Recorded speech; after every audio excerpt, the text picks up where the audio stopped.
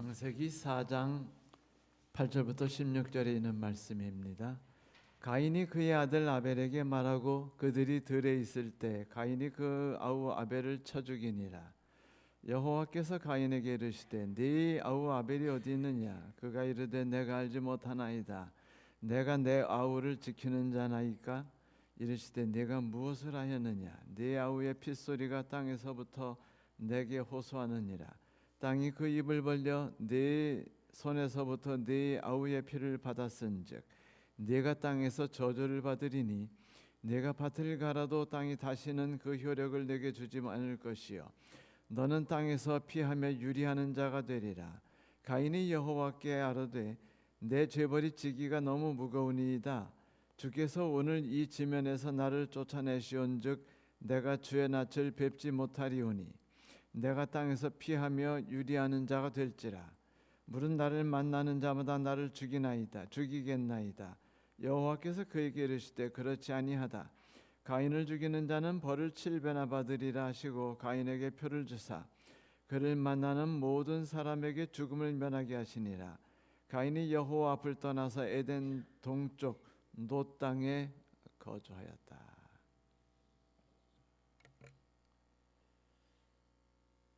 가인은 자신이 죄의 덫에 빠진 모든 일에 대하여 하나님께 책임을 물을 수가 없는 사정입니다. 왜냐하면 하나님께서는 이미 가인의 제사를 받지 않으시고 가인이 상심하고 그 마음이 부정적인 것으로 가득 차 있을 때 그를 찾아오셨었거든요. 참고로 하나님은 아벨에게는 한 번도 찾아오지 않으셨는데 가인에게는 무려 2번이나 찾아오셨습니다. 하나님께서는 가인에게 그가 죄의 무서움을 인식하게 하고 죄를 통제하도록 권하였습니다. 그 도움을 하나님이 능히 주실 수가 있으셨죠. 그런데 그는 자신이 통제하지 않은 분노로 인해서 결국은 하나님을 신뢰하는 것을 버렸고 사랑하고 의지하는 모든 가족과 그 삶을 무너뜨리게 되었죠. 큰 슬픔이었습니다. 처음으로 돌아가서 가인은 하나님께 제사를 드렸지만 하나님이 가인과 그 제사를 받지 않으셨다라고 말했죠. 그런데 이것은 가인이 제사를 드리는 태도에 대하여 하나님의 교정하시려는 의도가 있다는 것을 볼 수 있는 것입니다. 왜냐하면 지난주에 우리가 이 부분을 다루었듯이 가인은 하나님께 제사 드리는 것이 우상 숭배의 형태였고 자판기 버튼을 눌러서 원하는 것을 꺼내려는 그런 행동이나 마찬가지였기 때문이죠. 그래서 제사를 하나님이 받아들이시지 않자 자신의 행동과 자신의 성의, 자신의 살아간 모든 것이 거부당했고 무시당했다는 것 때문에 아주 분해했고 얼굴색이 변했었습니다. 어쩌면 우리도 자주 이런 경험들을 하곤 하지요. 자, 가인과 아벨 그 둘은 하나님의 자녀였습니다. 그런데 둘 다 함께 예배를 하나님께 드렸어요. 둘 다 제사를 드렸습니다. 그런데 2명의 제사를 지냈는데 한 명의 제사는 하나님이 받으셨고 한 명은 받지 않으셨죠. 그것은 그 사람의 삶의 태도를 거부하셨거나 그가 쌓아온 인생의 그 누적치에서 그것이 부정적이었거나 옳지 않은 것 때문에 거부하신 것이 아니었습니다. 우리가 성경을 가만히 보면은 재미난 이야기를 볼 수 있어요. 마태복음 7장의 산상수훈이 마치는 부분에 이런 말씀이 있죠. 그러므로 나의 말을 듣고 행하는 자는 그 집을 반석 위에 짓는 지혜로운 사람 같으니라고 말합니다. 예수님께서 하신 말씀이 아주 의미심장한데요. 그것은 내 말을 듣고 행하는 자는 반석 위에 그 좋은 집을 짓는 사람 같으니라고 말하지 않았다는 겁니다. 예수께서는 그가 시멘트 벽돌집으로 졌는지, 대리석으로 졌는지, 초가집으로 졌는지, 아니면 텐트를 쳤는지 신경 쓰지 않으셨어요. 예수님께서는 그가 월세 집인지 자가 주택인지 어떤 것을 갖고 있는지 관심을 두지 않으셨습니다. 예수께서 관심을 두신 것은 단 하나였어요. 기초를 어디에 세우고 있느냐. 다시 말하면 네가 살아온 모든 삶이 누구를 기초로 하여서 서 있는 것이며 누구에게 뿌리를 받고 있는 것이냐라고 물어보신 것입니다. 우리 제7일 안식일 예수 재림교우님들에게 우리들이 가장 완벽한 교리를 갖고 있으면서도 위험에 빠질 수 있는 것이 무엇이냐면 능동적인 순종이에요. 다시 말하면 우리는 은혜를 하나님께로부터 거저 입었습니다. 입혀주신 의라고 말하죠. 그리고 우리는 나누어 주신 의에 대해 이야기합니다. 하나님이 우리에게 성령을 통해서 사랑과 은혜를 주셔서 우리의 품성이 하나님의 품성이 되도록 변화시키도록 인도하셨다라고 말하지만, 우리가 보고 있는 재림 신도가 읽고 있는 모든 책들은 그러므로 우리가 어떻게 행동해야 할 것에 대한 이야기만 가득합니다. 능동적 순종이죠. 능동적 수동이 장점이 많으면서도 문제가 뭔지 아세요? 주체자가 나라는 것이에요. 내가 무언가를 하는 겁니다. 그런데 하나님께서는 말씀하시기를 비가 오고 창수가 내리쳤을 때 어떤 모양의 집인지는 의미가 없다는 것이에요. 중요한 것은 어디에다가 집을 지었느냐라는 것이었습니다. 그것은 우리가 마음속 깊이 둬야 할 매우 귀중한 교리이죠. 지금 가인은 아벨과 달리 아벨은 하나님께서 주시는 은혜와 인간의 무기력함과 나의 삶과 나의 모든 구원과 나의 미래는 오직 그리스도의 은혜로 힘입는 것이라는 것을 받아들였기 때문에 그는 거기에 합당한 예배와 제사를 드렸어요. 반면 가인은 내가 만든 나의 삶, 하나님께서 나를 구원하셨고 인도하신 것은 사실이지만 이제 하늘에 가기 위해서 최선을 다하고, 우리식으로 말한다면 고기를 안 먹고 안식일을 지키며 율법을 지켜서 우리의 품성이 하나님 품성이 되도록 하는 그 열심과 열정을 내는 주체자는 나라는 거예요. 그래서 가인은 그렇게 인생을 열심히 살았어요. 이제 우리가 조금 이따 다룰 내용입니다만, 열심히 살았기 때문에 자신이 산 삶, 하나님이 은혜를 주셨고 나는 이에 합당하게 열심히 살았으니 이 삶을 받아주세요라고 말했을 때 하나님이 받지 않으신 것은 나는 네가 얼마나 도덕적이고 얼마나 윤리적인 삶을 살았는가에 대해 관심이 없어. 내가 관심이 있는 것은 내가 나를 의지하느냐, 너에게서 어떤 좋은 것이 나올 수 없다는 것을 받아들이고 오직 나를 신뢰하고 나를 붙드느냐에 대해서 관심이 있을 뿐이야 라고 대답하신 것이죠. 그런데 그 하나님이 직접 찾아오셔서 직접 축복받을 일이죠. 지사님들 하나님이 직접 찾아오셔서 이야기를 같이 나누신 적이 있나요? 티타임 차를 같이 드시면서? 제가 솔직히 고백하면 제 나이 66세가 되도록 아직 그런 경험은 못 해봤습니다. 부러워 죽겠어요. 가인에 대해서. 그는 2번이나 만났거든요. 그런데 가인은 부정적인 생각을 갖게 됐어요. 아주 속이 상했습니다. 하나님의 은혜를 맛보고 하나님이 직접 찾아오셔서 그 설득하고 위로와 용기를 주셨음에도 불구하고, 그리고 최초의 신앙의 방법을 전수하셨음에도 불구하고 하나님이 권하셨던 것, 죄가 너를 지배하려 하니 너는 죄를 컨트롤할 수 있도록 나 자신을 신뢰하라는 이 말씀을 들으면서도 죄를 경시했어요.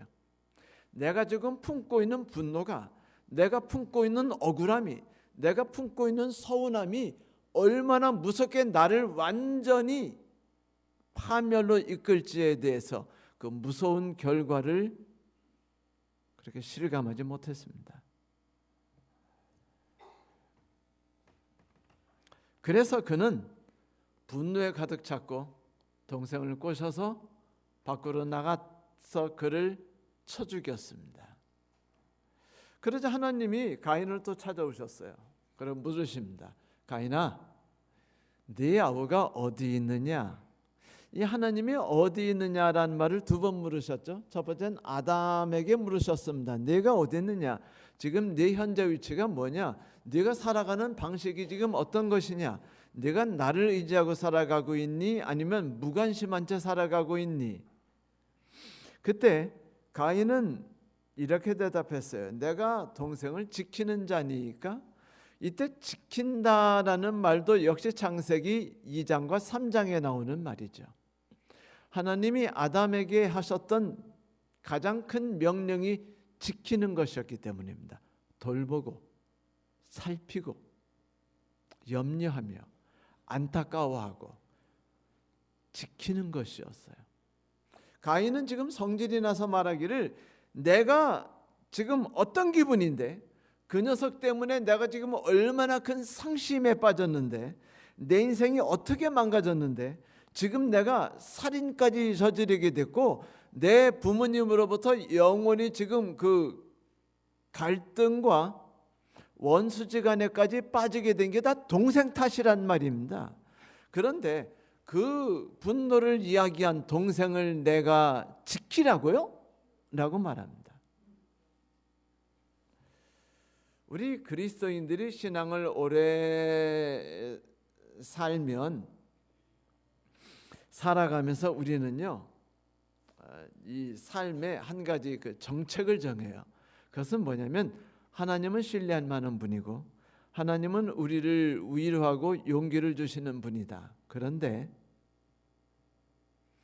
세상 사람들을 내가 사랑하는 건 쉽지 않지 않느냐? 누가 말했듯이 그리스도인들은 돈 안 드는 율법은 잘 지키는데 돈과 희생이 드는 율법은 절대로 안 지킨다고 누가 한 말처럼 그 나에게 해를 끼치는 사람들에 대해서 적극적으로 사랑 못하는 거예요. 그런데 똑같이 미워하고 분노하고 싸우는 거는 그리스도인답지 않으니까 그리스도인들이 대신하는 행동이 뭔지 아세요?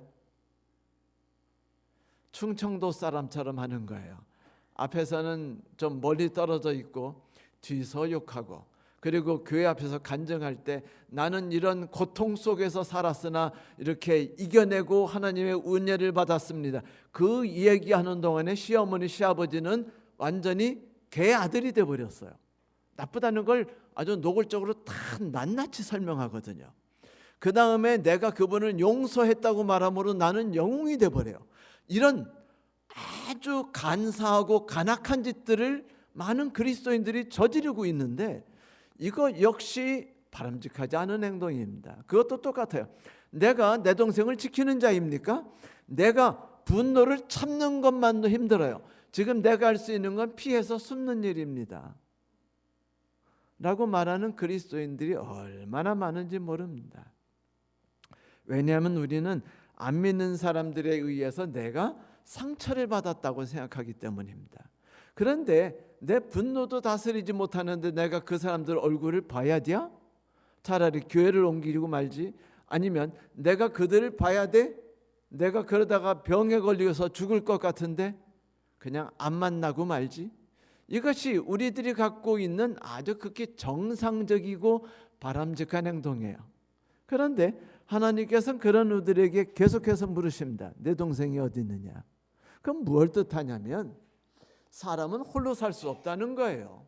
함께 산다는 것입니다. 나는 내 동생의 내가 형편없다고 생각하는 내 동생의 도움과 힘을 얻어서 살아가고 내 동생은 그가 생각할 때 가치가 없다고 생각되는 내 도움을 받고 살아가는 거예요. 우리 부부가 결혼한 지 1986년에 결혼했으니까 지금 몇 년 결혼 생활했을까요? 한 38년? 네? 네, 38년 살았어요. 결혼하면서 우리 부부가 그 오랜 세월 동안 우리의 뇌리에 박혀진 근육 같은 게 있는데, 인식이 있는데, 그게 뭔지 아세요? 남편은 집안에 별 도움이 안 되고 문제를 많이 일으키고 아내는 집안을 살리기 위해서 지혜롭게 모든 일을 다 한다라는 생각으로 부부가 공통적으로 인식하고 있었어요. 그러니까 제가 속이 상해요. 아니, 내가 마누라를 위해서 한 것이 없는가? 지는 뭐 잘못한 거 없나? 이런 생각하다가 어느 날 갑자기 생각을 바꾸기 시작했어요. 그게 뭔지 아세요? 그래서 제가 요즘에 웃으면서 이렇게 말해요.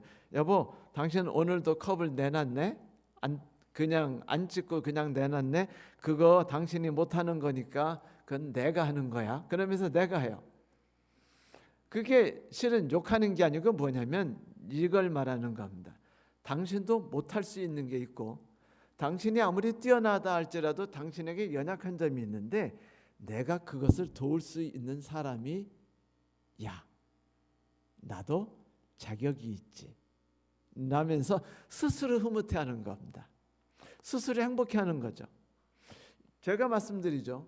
부부가 서로 살아가면서 우리는 서로가 안 맞는 사람이에요, 그러니까 이혼합시다 라고 말하는 것과 우리는 서로 전혀 안 맞아요, 그래서 서로 간에 도움이 돼요 라고 말하는 건요, 사실은 같은 소리입니다. 둘 다 서로 안 맞는 건 똑같아요. 문제는 둘 다 서로 안 맞는데 안 맞는 사람들끼리 어떤 삶의 태도를 갖느냐이죠. 긴 숟갈을 받고 살아가는 그리스도인 선한 사람들이 있는 곳은 긴 숫자 가지고 서로에게 밥을 먹여서 둘 다 건강하게 살고, 긴 수저를 가지고 살아가는 나쁜 사람들이 있는데 혼자 힘으로 그 긴 수저로 밥을 먹으려다 다 굶어 죽고, 결국은 둘 다 긴 수저를 갖고 있다는 건 똑같다는 거예요. 그리스도인 삶 역시 마찬가지입니다. 그 저날 같은 남편이나 아내가 있는 것은요, 그냥 객관적인 사실이에요. 그런데 그가 없으면은 내가 온전히 하나님께 나아가지 못한다는 것도 사실이고, 그가 존재해야 내가 하나님의 은혜를 더 많이 입는 것도 사실이죠.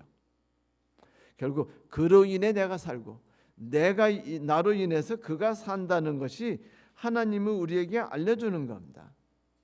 알고 보면 서로에게 도움이 되고 서로에게 격려가 되는 거죠. 제가 도움이 안 된다고요? 도움이 돼요. 왜냐하면 추운 날 마누라 혼자 자면 춥잖아요, 몸이. 그러면 제가 아무리 평상시 도움이 안 돼도 추울 때 나란히 옆에 있어 손잡아 주면은요, 서로 따뜻하게 해줄 수는 있어요. 이거라도 도움이 되지 않아요? 생각하면 많아요. 반드시 많게 돼 있습니다. 그런데 이 하나님이 말씀하신 이야기를 듣고 지금 이 사단이라네, 가인은요 막 나가요. 막 나가가지고 그 속이 상해요. 그는 자기가 지금 하나님께로부터 무슨 문제를 일으켜서 왜 고통에 빠졌는가를 생각하지 않아요. 그가 생각하는 건 뭐냐면 자기가 받은 고통 자체입니다. 고통스럽고 화가 나는 거예요. 그래서 그는 하나님께 아뢰습니다. 여기서 아뢰다라는 말은 뭐냐면 자기 생각을 말하고 명령하고 의견을 표시하는 거예요. 여러분, 자식 새끼에게 내 새끼니까 내가 잘 키우겠다 생각하고서 얘야 이렇게 해라 그러면 왜요? 저렇게 해라 그러면 왜요? 라고 말하면 기분 좋아요, 나빠요? 재수없죠. 어쩌다가 내가 재수없는 남편을 만나가지고 저런 재수없는 아들을 낳는가 했다면 그 생각에 밤에 잠을 못 잘 수도 있어요. 그게 왜요라는 거는요, 아이가 삶의 주체는 나고 나의 삶의 주체는 나고 엄마가 아니다라고 인식하고 있기 때문입니다. 그리고 그것은 상대방이 나에게 은혜를 끼치는 자라고 생각하지 않는 거예요. 지금 가인은요, 하나님에게 하나님 당신이 내리신 벌은 너무 중합니다. 난 당신의 얼굴을 뵙지 못하고 쫓겨납니다. 아니, 하나님이 언제 쫓아내셨어요? 언제 얼굴 보지 말라고 하셨습니까? 지금 지가 혼자 얘기하는 거예요. 그러면서 뭐냐면 사람들이 나를 죽일까 무섭습니다. 난 너무 억울하고 삶이 너무 힘듭니다. 이건 뭐냐면요, 재고의 여지는 없나요? 항소하겠습니다라고 말하는 거예요. 하나님한테. 하나님이 내리신 심판에 대한 결정에 대해서 나는 항소합니다. 나 받아들이지 않겠습니다. 나 절대로 원하지 않아요라고 그가 지금 이야기했어요. 당신이 지금 아벨을 좋아하고 해가지고 나한테 편파적으로 행동하시는 거죠? 라고 말한 겁니다. 형벌이 내 행위에 대해서 너무 과도합니다. 항소하겠습니다. 이 살해하고도 계속 억울하다고 항소하는 사람들 요즘에 우리 신문에서 되게 많이 보죠? 그거 가인도 그렇게 시작했어요. 자기 삶을. 그러자 하나님이 가인에게 말하기를 복수? 그런 것은 내 사전에 없어 라고 말하고는 네게 인을 찍어줄 테니까 누구든지 너에게 복수하는 자는, 너를 죽이는 자는 7배의 벌을 받을 것이라 라고 선언하셨습니다. 사실 이것은 하나님께서 복수라는 것은 하나님 사전에 존재하지 않는다는 것을 말한 것이에요. 여러분, 그리스도인도 복수하죠. 이렇게 복수해요. 네가 나를 미워했지? 그래서 나는 너에게 선대할 거야. 이건 뭐냐면 너는 개 아들이고 나는 너에게 네가 한 방법이 아닌 거로 너를 짓밟을 거야 라고 말하는 것과 똑같아요. 절대로 그런 말씀하시면 안 됩니다. 그런데 성경에서는요, 복수에 대한 생각을 바꿔버리셨어요. 뭐라고 말해요? 지금 아담이 그 사건을 듣고 얼마나 상심하겠어요. 우리가 다음 주에 이야기 나누겠지만, 그런데 하나님께서는 당신의 자녀들에게 분명히 하신 말씀이 있어요. 복수는 누구의 것이다? 내 것이다. 너희 것이 아니다. 내가 복수할 테니까 너희들은 선한 일을 하라. 이건 뭐냐면요, 하나님이 우리 분업하자는 겁니다. 네 부서와 내 부서는 일이 다르다 라고 말하는 거예요. 복수는 내가 다 하겠다. 고객들의 항변은 내가 다 들을 테니까 너는 뭐만 알아? 고객들에게 서비스해 주는 거, 즐겁고 좋은 일만 계속해라 라고 말하는 것과 똑같아요. 부서를 나눠준 겁니다, 하나님이. 그런데 하나님이 맡으신 부서는 뭐예요? 맡으신 일은? 복수는 내 거예요. 신명기 32장 35절부터 36절에 복수는 내 거라. 그들이 실족할 때 그때 갚으리라. 그들의 환난의 날이 가까우니 당할 그 일이 속히 말이라. 그러니까 하나님이 왜 그리스도인들에게 억울한 생각과 서운한 생각을 품지 말라고 하냐면 그것은 하나님이 감당하겠다고 하셨기 때문입니다. 하나님이 감당하셨다. 그러니까 제발 시어머니가 나를 어떻게 괴롭히셨다고 울면서 그 예배당에 나와서 간증하지 마세요. 그거 아주 진짜 보기 역겨운 일입니다. 절대로 시어머니 욕하지 마세요. 왜? 그거는 누가 갚았어요? 내가 다 갚음을 받았잖아요.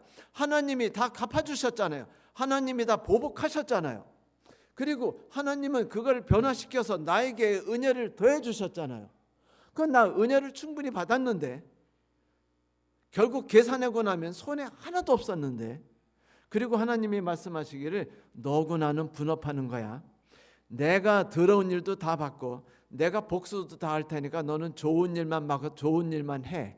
얼마나 좋아요. 우리 몸 아프지 말라고, 정신 아프지 말라고, 밤에 잠 좀 잘 자라고 하나님이 은혜를 베풀어 주신 것이 복수하지 말라는 겁니다. 그거는 복수의 생각조차도 우리에게 해를 끼치기 때문이에요. 내가 복수했으니까, 내가 시원하게 갚아줬으니까.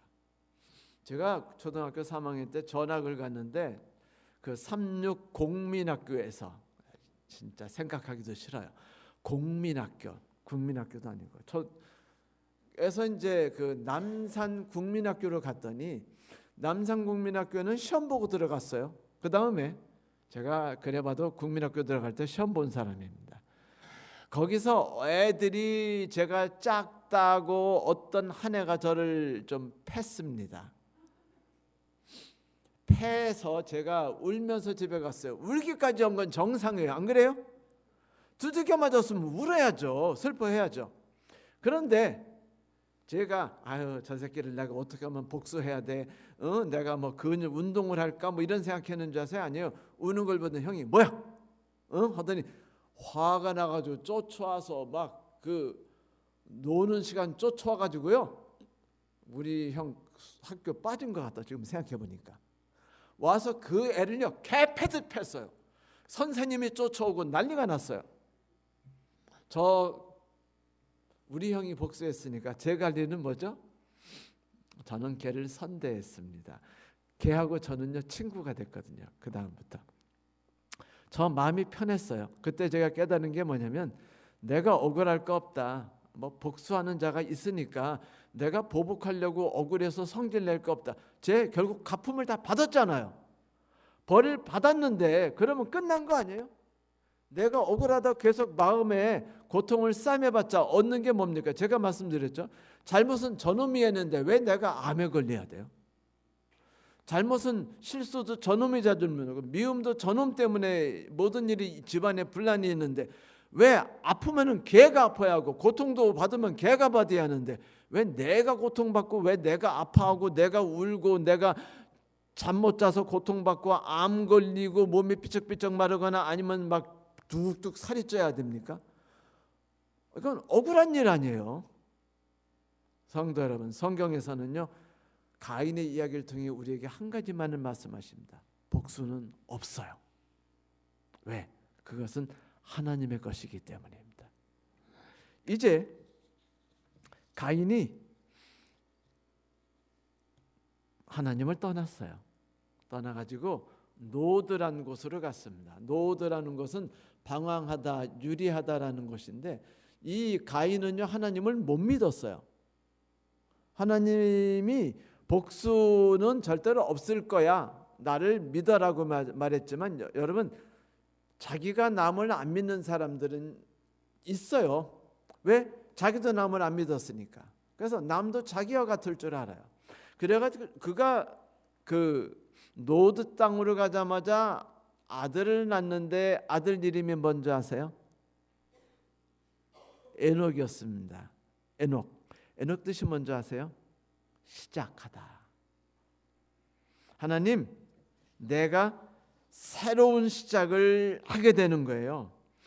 이제 내가 하나님 없이 멋진 삶을 이룰 테니까 보십시오라고 그는 시작했습니다.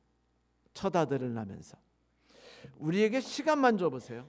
우리는 하나님 위치까지 만들 겁니다. 내가 하나님 없이도 이 땅에서 멋지고 번드르르하며 성공적이며 가치 있는 선을 만들 것입니다. 두고 보세요라고 말하면서 그가 난 아들을 낳고 지은 이름이 에녹이었습니다. 한번 시작하겠습니다. 요즘 과학자들이 그러죠. 하나님과 우리의 차이는 하나님은 먼저 태어나신 거고 우리는 나중에 태어나신 게 차이다. 우리는 과학을 만들고 우리는 미술을 만들었으며 우리는 음악을 만들었고 우리는 병원을 만들었고 우리는 상담치료학과를 만들었으며 우리는 그 멍멍거리는 강아지 병원도 만들었고 강아지 가르치는 법도 만들었고 강아지를 만드는 것도 만들었다. 세상의 모든 행복과 세상의 모든 아름다운 것들을 우리가 만들어내지 않았느냐? 거기다가 옛날엔 60세가 인생이었기 때문에 열심히 살다가 50세부터 아파서 하다가 60세에 죽었지만 이제 90세까지 사는 인생이니 삶이 열심히만 살면 되겠느냐? 보상도 받아야 하고 인생을 낙도 누리하지 않느냐? 해서 가인은요 그의 삶이 그 모든 걸 아우를 수 있는 큰 청사진을 그려요. 이제 그의 자손이 7대 7세대가 6세대죠. 6세대가 내려가면서 가인이 꿈꾼 청사진이 어떻게 이루어지는지를 한번 봅시다. 가인은 아들 에녹을 낳자마자 성읍을 만들었습니다. 여러분 성읍과 촌락의 차이가 뭔지 아세요? 공통점은 사람들이 모여 사는 곳이고요. 차이점은 성읍은 뭐가 있고? 담벼락이 있고 촌락은 담벼락이 없다는 겁니다. 가인이 지금 아들을 낳자마자 제일 먼저 시작한 게 뭐죠? 담벼락 만든 거예요. 그건 지금 그의 마음이 항상 뭐에 가득하다는 겁니까? 불안함, 초조, 염려. 밤에 자다가 번뜩 일어나 가위에 눌려 번뜩 일어나는 거예요. 왜? 누가 나를 죽이러 온다고 생각하는 겁니다. 분노하는 아버지 얼굴이 생각나고 죽어서 막 귀신이 하는 동생이 생각나고, 그래서 그걸 견디다 못해서 그가 한 일이 뭐냐면 성벽을 세워버렸어요. 높게. 지구상에 최초로 성을 세운 사람은요, 가인이었습니다. 왜? 두려워하기 때문이죠. 제가 다녔던 남산국민학교도 담벼락이 있었습니다. 제가 학교를 가려면 너무 힘들었어요. 왜냐하면 우리 집하고 남산국민학교는요, 걸어가면 3m면 돼요. 붙었기 때문에. 그런데 정문이 한 500m밖에 있었어요. 그래서 제가 학교를 가려면 500m를 걸어가는데, 제가 늦잠 많죠. 책 읽다가 항상 그 학교 늦게 가죠. 그래서 어느 날 꾀가 나가지고 그 높은 담을 넘어가지고 이제 학교를 다녔어요. 좋대요. 5분 이상을 줄였어요. 담을 넘어가지고 가방 던진 다음에 담이 되게 높거든요. 그걸 넘어가지고 이제 내렸어요. 학교는 왜 담을 만드는 겁니까? 어느 날 담에서 뛰어내리는데 담벼락 그 위가 무너지면서 제가 하더니 떨어졌는데 거기가 시궁창이거든요. 푹 빠져가지고 울면서 집에 갔던 생각이 납니다. 전 그때부터 담이 싫었어요. 그런데 가인이 세운 것이 뭐예요? 담이었습니다. 그건 뭐냐면 보호하겠다는 거예요. 상대방이 언제 올지 모르는 미지의 가상의 적의 공격으로부터, 도둑질로부터 모든 것을 막겠다는 의지가 그거죠. 그래서 옛날 도시에 가면, 요즘엔 잘 안 보이는데, 그 부잣집마다 그 집 담벼락 위에 뭐가 이렇게 있었는 줄 아세요? 병, 유리가 아니고 병 깨가지고 다 이렇게 그냥 거기다 꽂아놓은 걸 볼 수 있어요. 올라오는 놈은 뒤질 줄 알아, 뭐 이런 거죠. 가인이 그랬어요. 스스로가 보호하려고 그랬고 스스로가 고통을 받았습니다. 참 불쌍하죠. 안 됐죠. 죽이려는 사람은 하나도 없었는데, 여러분 성을 세운다는 거 한번 상상해 보세요. 아들을 한 10 낳겠죠. 20을 낳을 수도 있습니다. 그런데 성을 쌓으려면 그게 흙으로 짓습니까? 돌을 메고 가야 하잖아요. 그런데 그 돌이 좀 무거워요. 최소 30kg, 40kg 이상 되는 돌을 그 큰 도성을 해가지고 다 쌓았다면은 지금 에녹이 지금 정상적인 생활을 할 시간이 별로 있어요, 없어요? 아마 이랬을 거예요. 여보, 도둑놈 지금 아담 아버지가 지금 누구 보내서 우리를 죽일지 몰라. 그러니까 당신이 집안 살림 다 해. 나는 뭐 할 거야? 성 쌓을 거야. 꼭 자연인 보는 기분이죠. 그 혼자서 그 담을 쌓느라고 매일 평생을 고생한 거예요. 자기의 삶이 다 무너졌어요. 가족의 삶이 무너졌을 수도 있습니다. 그렇게 사는 것을 본 에녹, 아들을 낳습니다. 아들 낳고 셋이라고 줬어요. 셋이라고 준 건 뭐냐면, 나 봐, 나 이 정도야 라고 말하는 겁니다. 지금 뭐냐면요, 셋이 아버지가 성 쌓았죠, 도성을 만들었죠, 품이 있죠. 그러니까 이제 하나님께 말하는 겁니다. 하나님 나 봐요, 나 하나님 없이도 이만큼 섰지 않아요 라고 말했습니다.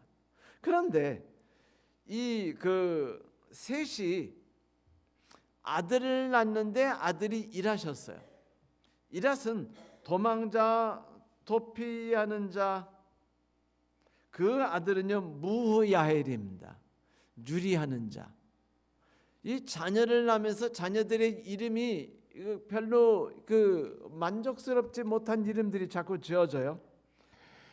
그들의 삶이 두려움과 염려, 쫓겨난 데에 대한 분노, 갈등, 절규 속에 살아가는 그 에덴의 동쪽, 그 놋이 사실 에덴의 동쪽이라면 영화만 생각하면서 우리가 뭔가를 연상할 수 있지만 실은요 여러분, 아담도 에덴의 동쪽에 살았습니다. 셋도 에덴의 동쪽에 살았고요. 가인은 에덴의 동쪽에 살았을 뿐이에요. 에덴의 입구에서 동쪽은 아담이 살았고 거기서 더 멀리 떨어진 동쪽으로 가인이 간 거죠. 그래서 에덴의 동쪽이 그 가인들만 간 곳이라고 생각하는 것은 바람직하지 않습니다. 여하튼 무두하의 야를 샀는데 그 삶이라는 것이 다 하나님 탓이야 라는 소리예요. 하나님이 다 쓸어버렸다. 내 인생을 하나님이 다 망가뜨렸다라는 생각에 다 L자가 들어가요. 그래서 무드야일이 이제 그 아버지가 생각하기에 인생이 너무 저주스러워. 나는 열심히 살려고 하는데 왜 인생이 이렇게 불공평한 거야? 하나님이 왜 나의 삶에 이렇게 분노를 쏟아붓지? 내가 뭘 잘못했다고? 라면서 이름을 진 것이 다 하나님 탓이야. 하나님이 쓸어버렸어. 무드야일입니다. 무드야일이 인생을 살아가며 아버지가 이름을 그렇게 지니까 삶이 제대로 이루어지겠어요? 안 이루어지겠어요? 너무 고통스럽고 험난해서 자기 아들 이름을 질 때 무두사일이라고 줬어요. 무두사일이라는 건 뭐냐면 하나님의 아들이라는 뜻입니다. 그래, 나는 내 아들을 하나님의 아들이라고 할 거야. 너는 좀 멋지게 한번 살아봐라. 그랬더니 이 아들이 하나님의 아들인커녕요 지옥의 아들이 돼버렸어요. 그래서 무두사일이란 이름은요 자체적으로 두 개의 이름이 있습니다. 뜻이 하나는 하나님의 아들, 또 하나는 지옥의 아들입니다.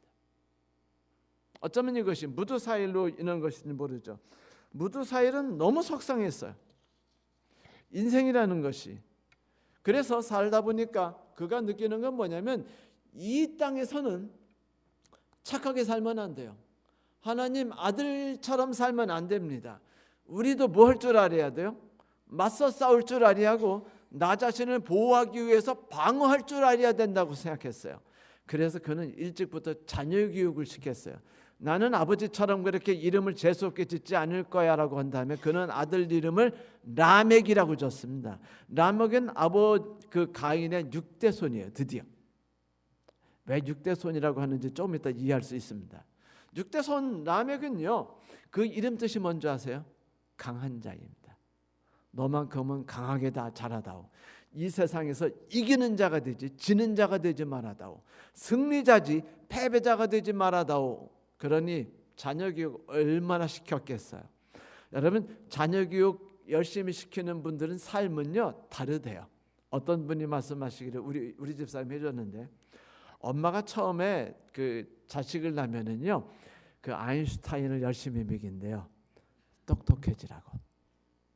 초등학교 들어가면은 서울의를 먹인대요. 서울대 들어가라고. 근데 애가 중학교쯤 들어가니까 아닌 것 같아요. 그래도 버텨야 하지 않느냐 해서 연세우유를 먹인답니다. 근데 중학교 딱 들어간데 보니까 이것도 아닌가? 그래도 애에게 희망을 줘야지 해서 건국우유. 뭐 그러다가 마지막에 무지방 우유를 먹인다면 지방만큼은 가지 마다오. 그 뭐 이런다는데 저 몰라요. 들은 얘기니까 집사람한테. 이 부모의 강한 의지는요. 이 무두사일의 강한 의지는 라멕을 그렇게 키웠어요. 라멕은요 어릴 때부터 이겨야 된다, 커야 된다, 승리해야 된다, 인생은 멋지게 살아봐야 된다 해서 꿈을 가졌어요. 이 어머님의 이 지도하에 따라서, 아버님의 지도하에 따라. 그래가지고 아버지 무두사일의 지도 편달에 따라 아내를 몇 명을 맞았는 줄 아세요? 우리가 폴리가미라고 하는데 영어로. 아내가 몇 명? 2명을 얻었습니다. 2명의 이름이 참 특이해요. 빌립보서에 보면 하나님께서 바울이 그 두 집사님에게 2분 좀 제발 그만 싸우세요라고 말한 그 2분 이름 기억나세요? 한 명의 이름은 순수, 순디게, 또 한 명의 이름은 화려함. 똑같아요. 이 라멕은 2 아내를 얻었는데 한 명은 아다였고 또 한 명은 실라였어요. 이 아다는 화려하다라는 소리입니다. 다시 말하면 능력 있고 화려하고 모든 밖에서 열심히 살아감으로 집안의 빛이 되어주는 아내를 얻고 싶었습니다. 그리고 2번째 아내는요, 신라라는 아내를 얻었어요. 무슨 뜻인 줄 아세요? 그늘, 뒤서 조용히 음모도 필 줄 알고, 그리고 뒤에서 조용히 어려운 일을 마무리하거나 덮어줄 줄도 아는, 그 우리나라 정보부가 뭐 그들 표가 뭐라고 그러죠? 슬로건이 우리는 음지에서 일한다는 것. 신라가 그 뜻이에요. 그러므로 야다와 신라를 딱 얻고서 그가 생각한 건 뭐냐면은 나의 인생은 야다와 신라를 통해서 모든 것을 아우를 거야라는 의지였습니다. 그래서 그는 아내까지도 2를 얻었어요. 그리고 힘이 있어야 된다고 생각했습니다. 그는 그의 아들은 4명이나 됐어요. 아니, 아들 3, 딸 하나가 기록됐는데 첫 번째 아들은 야발이었습니다. 이 야발이라는 뜻은 개울이라는 뜻인데 이 사람이 지구상 최초로 목축업자가 돼요. 왜 목축업자라고 말했냐면, 여러분 아벨이 양 키웠어요, 안 키웠어요? 야벨이 가축을 키웠다고 말할 때는요, 조그만 양 새끼, 염소 새끼를 뜻합니다. 그런데 유발이 가축을 키웠다고 말할 때는요, 큰 소떼, 양떼, 낙타떼를 말합니다. 이건 뭐냐면 지구상 최초로 상업적으로 크게 번성해서 대기업을 만든 사람이 바로 이 야발이었어요. 야발은 야망이 있었고 아버지의 뜻을 따라서 재계에서 성공하는 사람으로 커나갔습니다. 그리고 둘째 아들은 그 유발이라고 줬어요. 너는 인생의 기쁨으로 가득하도록 말해라. 요즘에 그 어느 교수가 있죠. 그 머리 막 뽀글뽀글 파마해가지고 맨날 뭐 즐거움과 뭐 밝음, 쾌락, 이 가치가 있는 삶이다라고 계속 강의하는 그 김 무슨 그 교수가 있는데, 그 양반의 주장과 똑같은 겁니다. 이 유발이라는 뜻이 그거예요. 기쁜 소리, 환희. 자, 기쁜 소리와 환희는 결국 무엇을 만들어야 할까요? 그 아이는요, 부모님의 그 지도 편달에 따라서 자기의 재능을 키워가지고 뭘 만들었냐면 퉁소와 수금을 만들었어요. 여러분, 퉁소와 수금이라는 건 뭐죠? 음악이에요. 예술을 탄생시켰다는 겁니다. 그런데 이 예술이라는 건 위로의 특징이 있죠. 상심했을 때, 눈물이 났을 때, 그리고 막 마음이 야리야리할 때, 뭐 예를 들면 송창식 씨가 왜 불러? 라고 말하든지, 뭐 비가 내리네, 주룩주룩 내리네 하는 노래들이 다 뭐를 뜻해요? 위로하고 용기를 주고 힘을 주는 걸 말하지 않습니까? 그러니까 이 라멕이 생각할 때 돈으로만 충분하지 않다 이거예요. 뭔가 삶을 즐겁게 하고 위로를 주고 희망을 주며 또 뭐 터져오르는 만족감도 줄 수 있는 것이 필요하다는 것이었죠. 그게 유발이었습니다. 그런데 여러분 가만히 생각해 보세요. 우리가 듣는 그 아름다운 음악들이 다 대부분 언제 나왔죠? 17세기, 18세기, 19세기에 나왔죠. 누구들에 의해서 나온 줄 아세요?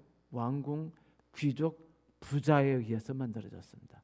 우리가 베토벤의 음악을 들으면서 행복해하고 모차르트 음악은 조금만 들으면서 아 천상의 음악이야라고 말하고, 브람스나 혹은 뭐 로시니나 음악을 들으면서 이렇게 다양한 주제가 있을까라고 노래하지만은 그들의 음악들은요 다 누구에 의해서 만들었냐면 돈이 있고 권력이 있는 사람들에 의해서 만들어진 겁니다. 모든 걸 가진 사람들이 돈 버느라고 얼마나 지쳤을까요? 얼마나 힘들었을까요? 그들을 위로하고 용기를 주며 격려하는 이 위에서 크게 쓸모가 있었다는 게 음악이었어요. 그리고 요즘에는 음악 치료과도 있죠. 음악으로 치료하는 것들. 그래서 음악은 다양한 역할을 하고 있어요. 이것은 뭘 말하냐면 조금 한 번 더 나갔죠. 자, 유발만 있었을까요? 아니에요. 아들 하나를 더 만들었어요. 이 아들이 무두셀라가 아니라 무두사엘. 이 사람은 누구냐면요, 대장장이에요. 무두사엘이 아니고 그건 아까 나온 거 두발가인. 자꾸 잊어먹었네. 두발가인이에요. 두발가인이 뭐냐면 가인이 번성했도다라는 소리입니다. 두발가인. 가인이 번성했다. 가인의 후손이 번성했다는 거예요. 지금 라멕이 아들 이름을 차곡차곡 줬는데 가인의 후손이 번성했다라고 말했습니다. 자, 번성하기 위해서 필요한 것들이 기술이죠. 그렇죠. 자동차 있으니까 편하세요, 안 편하세요? 엘리베이터 있으니까 좋으세요, 안 좋으세요? 좋죠. 추운 겨울에 이렇게 히터 있으니까 행복해요, 안 행복해요? 행복하죠. 맞아요. 이거 다 누가 만든 건 줄 아세요? 가인의 후손이 만들었습니다. 감사하세요, 여러분. 우리는 지금 가인의 후손의 덕을 입고 사는 사람들이에요. 절대로 그들을 욕해서는 안 됩니다.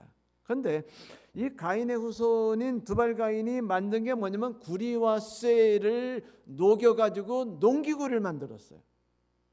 그리고 그거로 다양한 기구를 만들었어요. 그리고 아버지, 즉 싸움박질을 좋아하시고 이기서 승리해서 큰 세력을 만들어가지고 나라를 통합하려는 대야망을 가진 아버지 라멕을 위해서 뭐도 만들었을까요? 부귀도 만들었겠죠. 두발가인은 그런 일을 했습니다. 딸을 낳았어요. 딸은 나아마입니다. 그는 유쾌한 즐거운이란 뜻이에요. 삶에 뭐도 있어야 돼요? 쾌락도 있어야 돼요. 행복감도 있어야 하지 않습니까? 우리나라 강원도에 강원랜드가 있고, 그리고 저기 용인에는 자연농원이 있고, 그리고 뭐 우리 동네 뒷골목에 가면은 그 컴퓨터 도박 뭐 이런 것도 있지만은 이 모든 것들이 다 뭐죠? 즐거움이에요. 그리고 모든 대도시 뒷골목에는 장려촌이 있고, 이런 모든 것들이 하나하나 있는 것은 무엇이냐면 우리들의 삶이 지치고 지쳤을 때 뭐가 필요해요? 한번 그렇게 팍 하는 그 에너지 드링크 같은 게 필요하다는 거죠. 그래서 딸 이름을 줬어요. 제 생각은 이렇게 했어요. 아마도 이 나만은 성공한 인생을 만들기 위한 비결이라는 것을 가르치는 강사가 됐든지, 멋진 옷을 입고 있잖아요. 그 유튜브나 TV 보면은 뭐더라 그런 거. 그 미국에서는 이걸 테드라고 해가지고 그런 방송이 있는데 우리나라도 모바퀴 이런 게 있는데, 그래서 연설하는 사람이 있죠. 아마 이런 여인이 됐거나 아니면 술집 포주가 됐을 거예요. 그 두 가지는 음과 양으로서 둘 다 한꺼번에 인간에게 즐거움과 꿈과 희망과 쾌락을 주기 때문입니다. 다시 한번 읽어볼까요? 아내와 동침하며 그가 인심하여 에녹을 낳은지라. 가인이 성을 쌓고 아들 이름으로 성을 이름하여 에녹이라니라. 에녹이 이랏을 낳고 이락은 무두하엘 낳고 무두하엘은 무두사엘을 낳고 무두사엘은 라멕을 낳았더라. 여러분, 이렇게 돼서 총 몇 대가 만들어진 줄 아세요? 7대가 만들어졌습니다. 왜 7대로 성경은 정했을까요? 왜냐, 셋의 후손은 10대인데 그들이 더 오래 살았기 때문에 아닙니다. 7이라는 것이 의미하는 것이 있었기 때문에 완성. 그래, 가인아 네가 살아가는 삶이 완성이 7에 가서 정점을 이룬 그 삶이 어떤 모습인지 보자라는 것이에요. 어떤 모습이었죠? 성공한 모습이었습니다. 정치적으로, 경제적으로, 문화적으로, 향락적으로, 기능적으로 모든 것이 성공을 이루고 만족을 이뤘어요. 지금 우리가 누리는 모든 것들이 그분들에 의해서 나온 것이죠. 그런데 여러분, 이상하지 않아요? 셋의 후손들의 족보를 보셨습니까?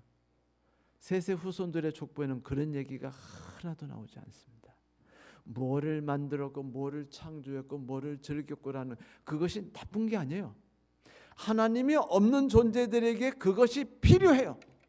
하나님이 없는 존재에겐 돈이 필요했고, 하나님이 없는 존재들에겐 능력이 필요했고, 하나님이 없는 존재에겐 힘이 필요했어요. 하나님이 없는 존재들에게는 음악과 예술이 필요했고, 하나님이 없는 존재에게는 유쾌함과 화려함이 필요했어요. 그들을 위로하고 새로운 희망을 갖게 하고 맞서 싸울 수 있게 하고 성취감도 갖게 하고. 그러나 문제는 무엇이냐면 그들은 하나님이 없는 최선을 다해서 천국을 만들었다는 것입니다. 오늘 우리는 그 덕을 만끽하고 있고요. 사랑하는 성도 여러분, 절대로 세상 사람 욕하지 마십시오. 그들은 하나님 없이 인간이 가질 수 있는 천국을 애써서 분투해서 만든 사람들입니다. 하지만 한편으로는 불쌍하지 않아요? 하나님이 계셨으면 그들은 더 나은 방법으로 그들이 갈구하고 있는 진정한 샘솟는 기쁨, 만족감, 위로감, 동행감을 느꼈을 텐데 그것이 없었기 때문에 그들은 새로운 것들을 창조하느라고 분투했던 것입니다. 저는 성도 여러분에게 말씀드립니다. 7대가 지나서 그가 시작한 삶이 열매가 무엇이죠? 라멕이었습니다. 빼앗고 파괴하고 획득하고 모으고 그리고 즐기고, 이 삶이 하나님을 떠난 사람들이 그래 내 삶이 어때서? 라고 말할 때 하나님이 던져주시는 답입니다. 7대가 가서 네 삶이 완성되었을 때 어떤 모습으로 꼴져지는지 봐라. 우리가 눈을 떠서 볼 수 있게 되길 바랍니다. 그리고 그 삶을 이해하고 마음 아파하며 그들에게 하나님이 함께 하실 수 있도록 기도할 수 있게 되길 바랍니다. 말씀 마치겠습니다.